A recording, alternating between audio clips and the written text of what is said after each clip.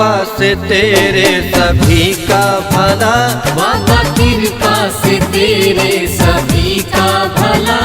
लेके कांवर जो भी तेरे दर पे चला, लेके कांवर जो भी तेरे दर पे चला। तेरी महिमा निराली हे भोले बाबा, भर दे झोली तू खाली ये भोले बाबा। नाम जपने से तेरे जो मिलता सुकून, भोले जब भी झुकूं इस चरण में झुकूं। पिया मर हो गया किसका प्याला है,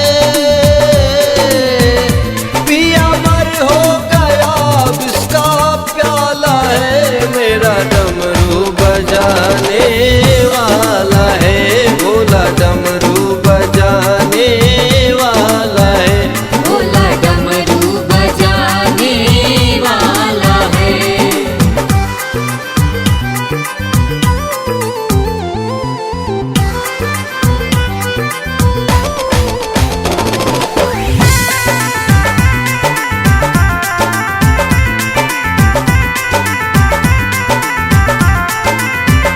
सारा जीवन मैं तुझ पे समर्पण करूं, सारा जीवन मैं तुझ पे समर्पण करूं।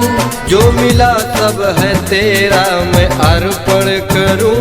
जो मिला सब है तेरा मैं अर्पण करूं। तू तो करुणा का सागर दया का शिखर, तेरी भक्ति करूं बाबा चारों पहर।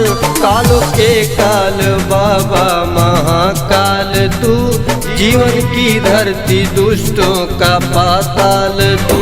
खोल तू सबके किस्मत का ताला है,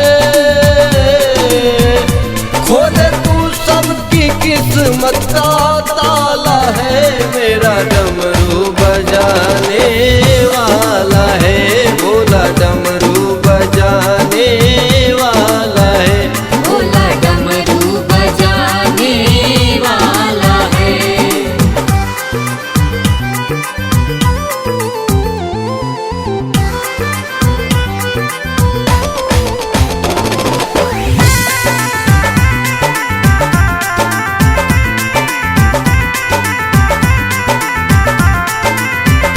तेरे रंग में रंगा भोले जीवन मेरा, तेरे रंग में रंगा भोले जीवन मेरा। जो मिला भोले तन मन धन है सब तेरा। जो मिला भोले तन मन धन है सब तेरा। रखना दृष्टि सदा मेरे ए भोलेनाथ, जन्म जन्मों तक चाहूं बाबा तेरा साथ। तू जो चाहे तो जीवन में हो रोशनी, जिस पे तेरी नजर उसको कैसी कमी। अनुभव चंचल भी तुझ पे मत